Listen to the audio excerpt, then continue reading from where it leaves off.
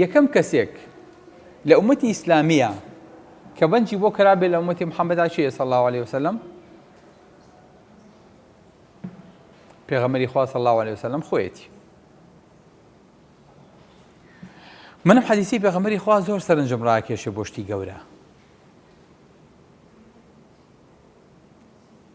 براکەی پێغەمبەری خوا صلی الله عليه وسلم کە برای شیری بوو، کوڕی حەلیمەت السەعدیە بوو، فەرمێ ڕۆژێکیان بە پەلە خۆی کرد بە ژوورە، وتی دایە باو فریاکەون برا شیریەکەم مرد یان کوژرا.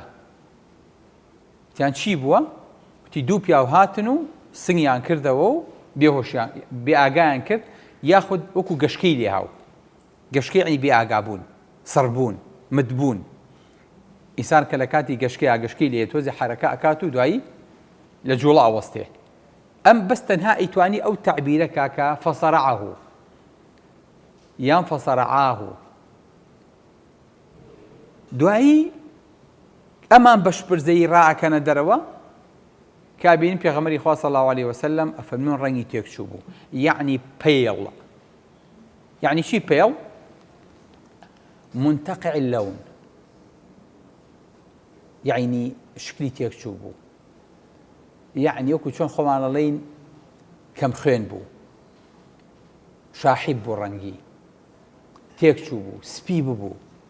جا سپی بوونەکەی لە ترسا بووە یان سپی بوونەکەی لەبەر ئەو حاڵەتەی کە هێشتا نەخۆشان هەکە عەمەلیاتێکی هێشتا هۆشی ناوەتەوە و سێرکولیشنی بۆ نەگەڕاوەتەوە،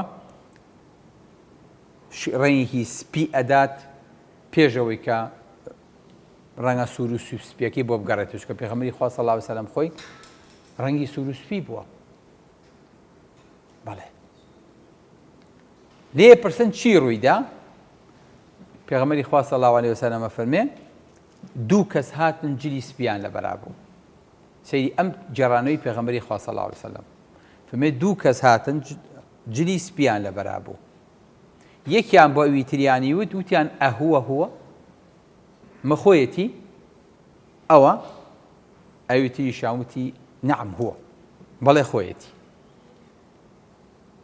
ئەها بۆی کە غەڵەت لە بەنج و لە عەمەلیاتا ڕوونەیە ئێمە ئەو هەموو ئیحتیاطاخین، ناوەکەی نووسین، شوێنەکەی بۆ دیاریەکەین، جۆری عەمەلیاتەکەی بۆ دیاریەکەین، بەس بۆ ئەوەی غەڵەت ڕوونەیە.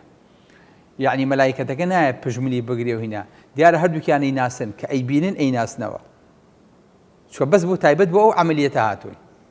ئەهوە هووە خۆیەتی؟ بەڵێ خۆیەتی.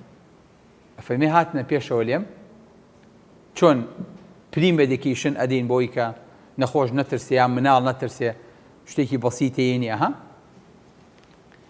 لە پێش بەنجا ئەفەرمێ هاتنە پێشەوە و چۆن لێ قسەی خۆشیان بۆ کردم، یاخود دەستیان گرتم، یاخود پێشەکیەکیان لەگەڵ مانوان. دوایی فەسەرەعانی پاڵیان خستم. دیارە ئۆپەرێشن بە پێوە ناکرێ، پێغەمبەری خوا ناو مناڵا بووە. ئەفەرمێ پاڵیان خستم. سەیری ئەم تەعبیرە دەقیقەکە فەرمێ فشق عن صدری، سنگیان کردمەوە. سبحان الله. چۆن ئەکرێ بەنج کرێ و ئاگاشی لێ بە سەیری دەستیان کە کەواتە ئەم بەینجا ریجنال بووە، ئەم بەجە جەرەناڵ نەبووە. کە لەم حەدیسەوە ئەیانەوێ فێرمان کەن کە ئەکرێ ئینسان عەمەلیاتی دڵی بۆ بکرێ و بەنجەکەشی عام نەبێ. بەڵێ تازە دەستی پێ کردووە. بەنجی ریجنال، بەنجی لۆکەڵ، بەس ئەو شوێنە بەنجەکەی کە ئازاری هێت. بەنج زەرەرە، لەبەرەوە زەرەریش لە نیوە بگەڕێتەوە. پێویست ناکات تۆ ئینسانێک بەنجکەیت، هەموو لاشەی بەنجکەی، ئاگای لە خۆی نێڵیت، تووشی مشکلەی هەناسە و دڵ و هەموو شتێکی کەی لەبەرەوەی کە ئەتەوێت ئیشێ لە شوێنێکی بەسیتی لاشەیە بکەیت. بەڵام ئەمە عەمەلیاتی دڵە. کەواتە پێغەمبەری خوا صلی الله عليه وسلم ئێستا بە ئاگایە لە کاتێک عەمەلیاتێکی بۆ ئەکەن. ئەفەرمێ شتێکیان لە سنگم دەرهێنا، خستیانە ناو تەستێکەوە کە زەمزەم و چی تیا بوو؟ سەهۆڵی تیا بوو. سەهۆڵ.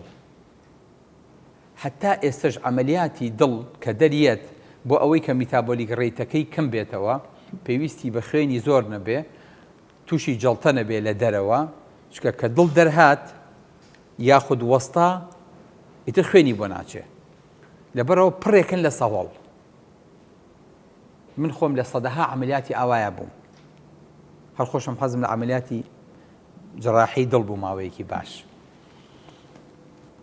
پڕێکی لە سەهۆڵ بۆ ئەوەی کە ئینسانەکە پێویستی بە خوێن نەبێ حتا هەموو لاشی سار دەکەیتەوە نەک تەنها دڵی ئەفەرمێت تاستەکە چی تیا بوو زەمزەم و سەهۆڵی تیا بوو سەیری ئەم وردەکاریەکە لە حەدیسەکەیە جا فەرمێت پاچەیەکیان دەرهێنا وتیان هذا حظ الشەیطان منک ئەمە بەشی شەیطانە لە تۆیە پاچەیەکی ڕەش بوو فڕیاندا دوایی دڵیان بە زەمزەم و بە سەوڵەکە جوان شتم دوای خستەوە شوێنی خۆی دوای سنگیان دووریمەوە ئەنەسە فەرمێ وەڵڵاهی شوێنی سکاری برینەکە بە سنگی پێغەمبەری خواوە دیار بوو صلی الله علیه وسلم هەتاوەکو وفاتی کرد من زۆر جارێکە ئەمەیە بە دوای شتێکا بگەڕێم بۆ ئەوەی کە نەخۆش شوێنەواری برینەکەی دیار نەبێ کە بی لەم حەدیسی ئەنەسەکەمەوە فەرمێ شوێنەواری برینەکەی دیار بوو تۆزێ پێ ئومێدە بوو